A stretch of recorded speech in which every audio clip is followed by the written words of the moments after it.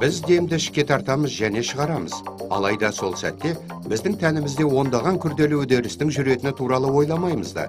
Себебі денеміздегі әрбір жасуша демалады. Өмір сүру үшін жасушаларға оттегі қажет. Бірақ оттегі оларға қалай жетеді? Біздің тыныс алу жүйеміздің құрылымы қандай? Организмдегі барлық үдерістерді, оның ішінде тыныс алу жүйесінде бас миы басқарады. Ол кеуде жасушаларының бірде кеңейіп, бірде тарылып отыруына бұйрық береді.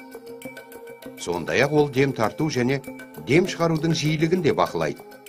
Тыныштық күйде өкпеміз жартылай ғана жұмыс істейді. Ал кішкене жүгірсек немесе мазасыздансақ, дем алуымыз жиілейді.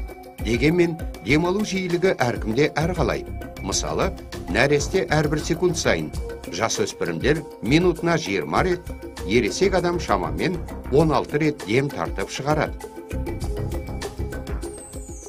Тыныс алу күрделі үдеріс. Ол тек дем тарту мен шығарудан ғана тұрмайды. Бірінші кезең ішкі тыныс алу. Ол жоғарғы тыныс алу жолдарынан, мұрын, ауыз және жұтқыншақтан басталады. Адамдар, егер әрине салқын тиіп, не тұмауратпаған болса, мұрынмен дем алады. Мұрынмен өткен ауа жыбырлағыш эпителий арқасында шаңнан тазартылады. Осы бір кішкентай түктер мұрында қаптай өсіп, тұтасып тұрады. Олар ауамен енген тозаңды ары қарай өткізбей ұстап қалып, кейін сыртқа шығарып тастайды. Кейде осы бір кішкентай түктер бізді түшкіруге мәжбүрлейді. Шаң тозаң тығыз ұйысып жиналған кезде, олар организмнің басқару орталығы, миға жедел түрде хабарлайды. Бұйрық сол арадан келіп түседі. Тамақ жабылып, жылдам дем шығару үдерісі жүреді. Өте қатты түшкіру кезінде өкпеден шығатын ауаның жылдамдығы сағатына 160 километрге дейін артады. Жоғарғы тыныс алу жолынан өткен ауа тазаланып қана қоймай, жылытылады. Ол осындай күйде ары қарай төменгі тыныс алу жолына, көмей, кеңірдек және бронхқа келіп жетеді. Көмей, айта кетер жайт, дыбыс шығару қызметінде атқарады. Онда дауыс шымылдығы орналасқан.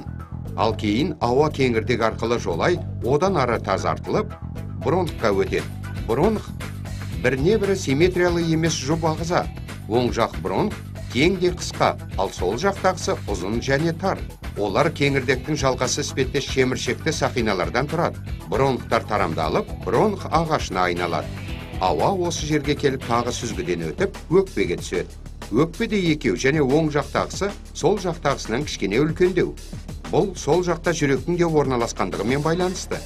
Өкпе тығыз торлы капиллярлармен қапталған өте көп кішкентай қалташықтардан тұрады. Бұлар альвеолалар. Бұл жерде организмнің қалыпты қызмет істеуіне қажетті газ алмасу жүреді. Егер барлық альвеолаларды жайып қарастырар болсақ, өкпе бетінің үлкендігіне көз жеткізген болар едік. Ересек адамның өкпесі орта есеппен 30 шаршы метрді алар еді. Яғни, кең бөлменің көлеміне тең. Тыныс алудың келесі кезеңі газдар диффузиясы. Капилляр қандағы оттегіге қарағанда ауадағы оттегі көлемі айтарлықтай жоғары. Сондықтан оттегі капилляр қанына өтуге тырысады. Оның молекулалары эритроциттер арқылы сол кезде оттегіні ұстап қалады. Бұл өзіндік жеткізу қызметі есепті. Оттегіні барлық организмге жеткізіп, тіндерін толықтай қамтамасыз етеді. Жасушалар оттегіні алып, орнына өңделген өнім, көмір қышқыл газын береді. Сол кезде оттегіге бай болған артериалды қан тамырындағы қан қошқыл түсті көмір қышқыл газымен толығады.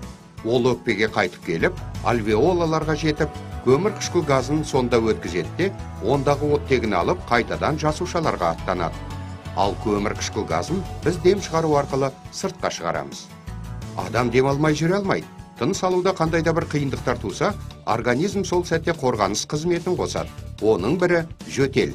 Жұтқыншағы, тыныс алу жолы немесе өкпесін бір нәрсе мазалайтын болса, адам жөтеледі. Бұл шаңнан, химикаттардан, тамақтан, сондай-ақ суық тигізуден тыныс жолдарында шырыш пайда болғанда болуы мүмкін. Бұл шығеттің қатты қысылуынан өкпедегі ауа сыртқа күшпен атылып, тыныс алуға кедергі келтіріп тұрған барлық нәрсені сыртқа айдап шығады. Адамдардың кездейсоқ есінейтіні болады. Айтарлық жайт. Біз зеріккендіктен есінемейді екенбіз. Біздің организміміз терең тыныс алудың жеткіліксіздігінен көмір қышқыл газының көп жинақталып қалған кезінде есінеу әрекетін туғызады екен. Бұл жайлы миға белгі беріліп, ми мәжбүрлі түрде терең тыныс алуға бұйрық береді. Алайда ғалымдар есінеудің неліктен қасындағы өзге адамдарға жұққыштығын әлде түсіндіре алмай келеді. Иә, факт күйінде қалмақ. Егер бір адам есінесе, қасындағы өзгелер де есіней бастайтындығы анық.